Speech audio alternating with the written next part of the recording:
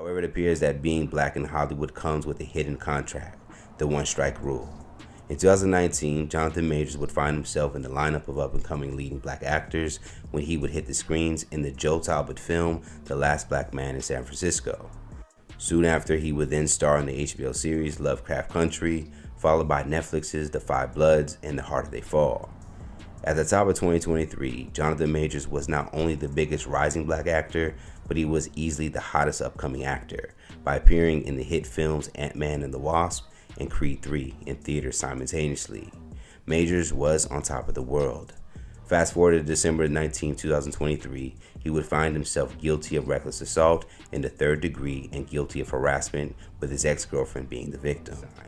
Before Jonathan Majors, fellow actor Nate Parker would face a similar path, one where his personal life would derail his career. Despite being found not guilty, the one-strike rule looks to still have been applied.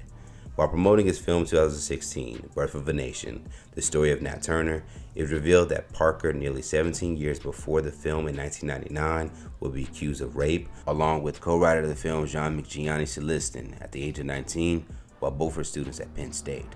Parker would later be acquitted after going on trial and received a not guilty verdict, and Celestin would originally be found guilty, but years later that would get overturned after an appeal. Many would highlight race as a factor on why Majors was in his current situation as well. The history of white women accusing black men of false accusations has been at times seen through history. Parker's decision to not showcase guilt for Hollywood and mainstream media would be a roll of the dice, as it's known that America can better digest black men on their knees. Parker's highly anticipated film would crumble in front of the cameras, as his personal life became the bigger story. Greetings, family. Welcome to the African Exodus show. I'm your host, Tierney Cherie, here to you with a new video. I did not plan on doing this video. It's kind of a extra, just giving some thoughts on a situation that has been pressing to me because it reminds me of a number of misconceptions that I've held about the state of the black community and what the solution was to not just the United States black community or African community, but the global African community, what the solution is to these problems. And the problem that I want to talk about is how we have been co-opted by outsiders when it comes to our ideology, when it comes to our thought processes, when it comes to our philosophies, when it comes to how we identify as a people. And because we've been so co-opted by different outsiders, we have a number of people in our community who stand diametrically opposed to the idea of a healthy and functioning black community. And I say this in light of the fact that for a long time on this channel and in different venues, I've pushed out a message of unity, black unity, African unity, African unity. The concept of unity, when I was doing so, was this idea that we could have a formation amongst people of African descent where we could put our differences aside. And by putting our differences aside, we could agree to do what we can based on what we do agree on. Meaning, maybe I'm a Christian, maybe you're a Muslim, maybe you're an African spiritualist, maybe you are pro-LGBTQ, maybe you're anti-LGBTQ, maybe you're this and that. Okay, there's all of these different thoughts about how the world should look, but we should be able to come together on the simple fact that we all are facing the same oppressor. That was my thought process. I think having done work in the area and actually try to do something with that type of mindset towards other people, I've had to reach a very different conclusion from my interactions with different people, from my observations of people, from my observations of the solution, what the solution is for us. And I realized that there's some people who have taken a position that no matter what you do agree on, they are going to stand opposed to a healthy and functioning black community. And because of that, we have to be very clear and draw very definite lines when it comes to certain people who want to come in and out of a space that is supposed to be pro-black. So I am talking about this in light of the Jonathan Majors verdict. And I was thinking about, do I want to talk about this case? It's not one that I wanted to talk about just because I tried to be cautious about celebrity gossip or, talking about celebrity news. The reason is because I want us to be very clear. Any type of positioning of a person, an individual, where one person gets to be glorified, gets to be focused on, gets to be the talk of the town just because of their positioning in the system, can very easily teeter into idolatry. And number of the celebrities inside of Black culture have been held up as being idols, whether it be Beyonce, Jay-Z, Kanye West, meaning you have people who are organizing their lives around these people, constantly checking their timelines to see what these people are doing, constantly watching for their Instagram to see what these people are doing. That's idolatry. These are people. Beyonce, Jay-Z, Denzel Washington, these are human beings. They bleed just like you. Every single human thing that you do, they do the exact same, and they will have to answer for their lives, what they've done with their lives, the exact same that you will have to answer for what you've done with your life. So let's be very clear. These are not super people. They might talk like they are. They might have money that makes you think that they're special, but they're not any special than you. So for that reason, I was cautious on whether or not I wanted to talk about the Jonathan Majors case. But then I seen this video on Comedy Hype, and it reminded me of the first, if not the first, one of the first videos I did on this channel. It wasn't the first. I think it was, probably within the first 10 videos I did on this channel. It was years ago. And it was about Nate Parker.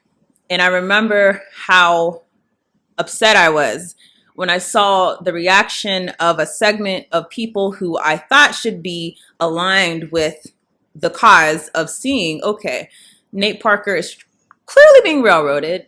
Clearly this was all an organized plan in order to undermine a movie, a powerful movie that was going to be about someone, an African man, an African Christian preacher who actually was willing to take up arms against his oppressor. Clearly, this was a way to undermine that effort. And so for that reason, I was very upset when I saw a number of Black feminists who I felt very strongly at that time were pro-Black, were of the same ilk as me at that time. I felt that way. They've taken positions consistently talking about criminal injustice, talking about discrimination, talking about how the Black race has been vilified. They've taken positions about that in every single situation. How weird is it that we see when this Nate Parker situation comes out and you have a white woman accuser, the same sisters who would maybe post a meme or post a status for Emmett Till, the same sisters who know that we have a history of being falsely accused, our men have a history of being falsely accused, particularly by white women, and those white women being given coverage by the legal injustice system as well as the media. Those same ones completely jumped on the case, no matter how many facts came out to support Nate Parker, no matter how much evidence came out to say that this woman was lying. All that was out of the window. And for that reason, I was like, no, I have to do a video about this. Now, years later, I see the same thing happening, but my reaction is very different because at that time, I was hurt, I would say, because I felt that our sisters should understand by now. I thought I could convince them to do otherwise. I thought that we could be on the same page. I was still aspirational, and I believed that there was some worth in trying to convince fellow Black women that, hey, this feminism stuff, okay, fine, we should all be treated equal, but absolutely, but don't be confused on where the priorities are, because while you think that these people who stand by you and amp you up as a woman are here for the liberation of your community, whenever those same women try to weaponize femininity against a Black man who's innocent of something, who they have no evidence at least did something, don't be so quick to jump with them or join them, knowing that we have a history of this. And that's the thing that got me. We have a long history of this. We have a long history of Black men who have been accused of being raped, of being molested, or women who've accused them of being raped or molested. We just have that long history to where we should kind of know, like, by now, okay, maybe I'm not going to just join with what the other people are saying. Maybe I'm going to actually have a measured response, actually lean on the evidence. Maybe I'm going to do that. Instead, so many of our women, as soon as they heard that rape word, oh, guilty, get them out of here. We need to stop protecting these Black men. Oh, get them out of here. I have a different response to that. this time than I had the other time. My response is now talking to people who consider themselves of the Black community. You who understand that our livelihood is not going to be found inside of the white system. Our affirmation is not going to be found in the white system. Our identity will not be found in the white system. You who understand who we are and what our destiny is, and it's not one where we are leaning on liberals and just politics that have been fed to us, force fed to us. That's not our future identity. Those of you who understand this, we have to be clear on who we will accept in our community and who we will not accept in our community. And be very clear. I don't think that this is for most people. Probably most people watching this. You know, even the scriptures say only, I believe, 1/3 of the children of Yasharel will be brought to the promised land, will be taken out of Babylon. Only 1/3. 2/3 will not make it. Garvey said, I don't want all of you to go to Africa because some of you are no good in America and you will be no good in Africa. Harriet Tubman, you know, I think she said, I rescued 1,000 slaves. I could have rescued 1,000 more had they known they were slaves. So let's be very clear. There's always been a separation in our community of those who are with the people, heart, mind, soul, and spirit, and those who stand opposed, those who are being used against us. And that is the majority of the people you will see on social media. You will see on YouTube getting these interviews and whatnot. You'll see on the news channel. You'll see throughout social media, throughout media, period, this people who have been manipulated and used to combat a narrative where we express self-love as a people, where we support one another, when we identify racism when it's happening in real time. So there's always been a people who were not going to be a part of the reconciliation of the Black community, the healing of the Black community, the repatriation of the Black community. There's always been a people within us who are not going to be a part of that. And it's not our job to convince them. It's our job to oust them, honestly. So when you look at certain feminists, particularly, not all, but certain ones who have decided to turn a blind eye to clear discrimination, clear injustice. A clear example of a Black man who was falsely accused by his white girlfriend, who is being given legal cover. That's probably the biggest atrocity of the situation, that the legal system, with clear evidence presented of a man running away from this woman, of the woman going and partying after she was supposedly assaulted, of the car driver saying no, it was the woman hitting the man. Clear evidence, clear as day.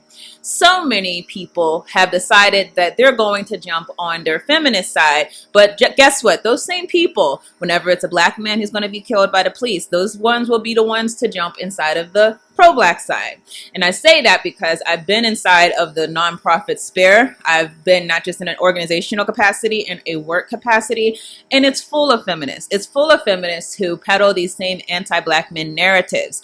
But whenever they see an opportunity to get spotlight, to get notoriety, and that's what happened through the Black Lives Matter movement, if you think about it. Constantly in the Black Lives Matter movement, you had a number of people who were able to climb the social hierarchy because it was a Black man whose blood was spilled in the streets. You had a number of women who will turn on a Black man given a chance, but want to pretend that they have sympathy whenever it's a Black man or a Black child, a Black son, a Black daughter, whatever. They wanted to switch affiliations whenever it was opportune to them. That's why I said we have to be the ones to oust these people. We don't want people who are being fed to us by George Soros. We don't want people who are being fed to us by the establishment. We don't want people who are being fed to us by the nonprofit corporate complex. We don't want those people. But if you continue to allow people to come in whenever they're saying something that is true, you know, they might be calling out racism, they might be calling out the Jim Crow justice system, but those same people will go back and say, oh, Black masculinity is detrimental, oh, we have to do something to rid ourselves of this curse in our community. Those same people who could switch codes so quickly. We have to have a certain amount of standards going forward, understanding that the vast majority of the people who may look like us, and this is just not the feminists, this is some of the people at the BET Awards who are showing openly just disrespectful imagery of our people, showing themselves to just be hood rats, for lack of a better term, willingly showing the Black community in the worst possible lens. Those same people, we have to have a certain level of understanding that yes, you do what you can to educate, you do what you can to teach, you do what you can to bring people over, but you also have to have a line where you say, until you are willing to go through that process of maturity, go through that process of reform, until you're ready to get there, let's be very clear on where the community starts and ends. You can't say 1 second, oh, I'm promoting Black love, Black unity, I'm promoting stop the violence, and in the same time you're going to be rapping about doing a drive-by shooting up teenagers. Like, it just doesn't work. At some point, we're going to have to change the way that we accept people in our community. It's coming to a point right now where we're going to have to start making decisions, because the same old is just old at this point. And it's only up to those who are serious about building a community, and not just saying things just to say it, not just trying to amp yourselves up, but those who actually want to do the hard, constructive work of building a community are going to have to make those strong stances that no, not everyone can come in here. No, you can't bring your philosophies up in here. No, you can't bring all of the misrepresentations up inside of here. You can't.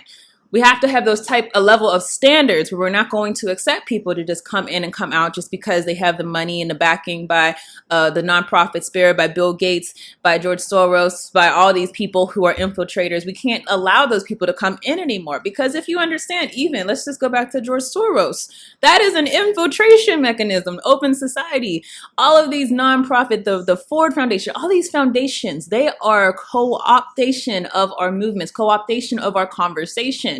Anyone who needs white money in order to get into a position of prominence, that person is there to co-opt. I don't care what they're saying. I don't care what they're saying. Whenever you are using a position given to you by the same white system who we know stands antagonistic to us, and you're using that in order to have some type of clout and leverage to be seen as a leader inside of our community.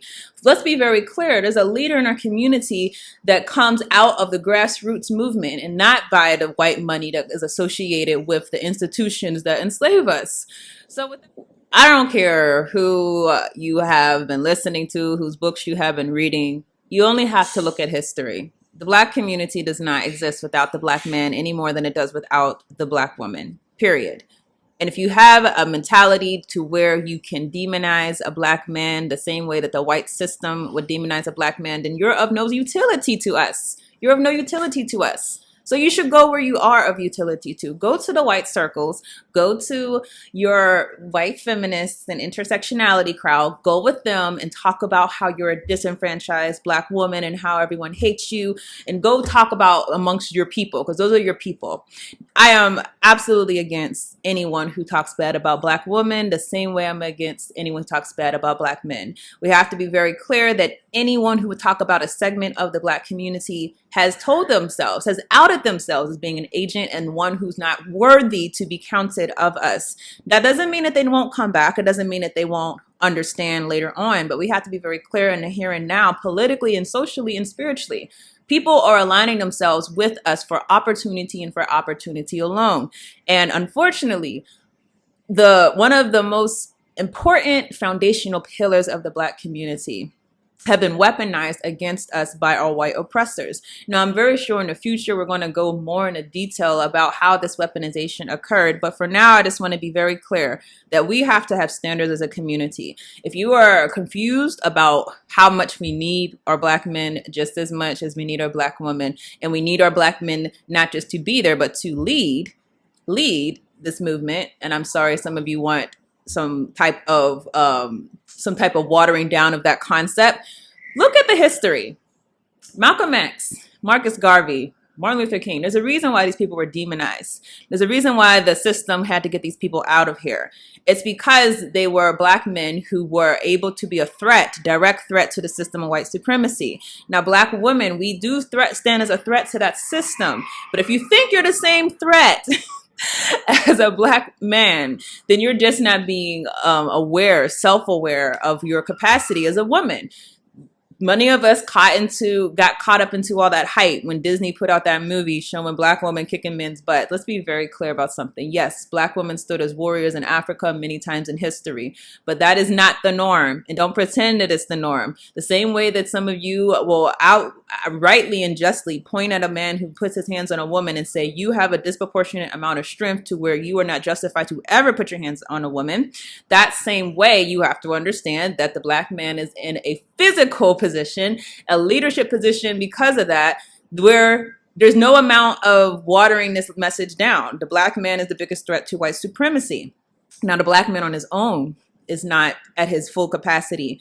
The black community as a whole is the biggest threat to the white community. So that's really all I wanted to say on this subject. Hopefully we're clear, or you're clear on what I'm saying, that we have to just have very firm standards as far as who we commune with, who we organize with, who we come together with. Because there are infiltrators in all shapes and forms. It's not just FBI informants. Trust me. When people get these scholarships by certain foundations for being vocal mouthpieces of a movement that is diametrically opposed to any segment of our community, when people get the scholarship money, that is tainted money. That is money that they have been given so that they could be used against our people. That's the only reason they would pay your black behind to be in a position to speak out about black issues, because you're going to put a spin on it that they have authorized. You're going to say it in such a way that is not threatening to the system.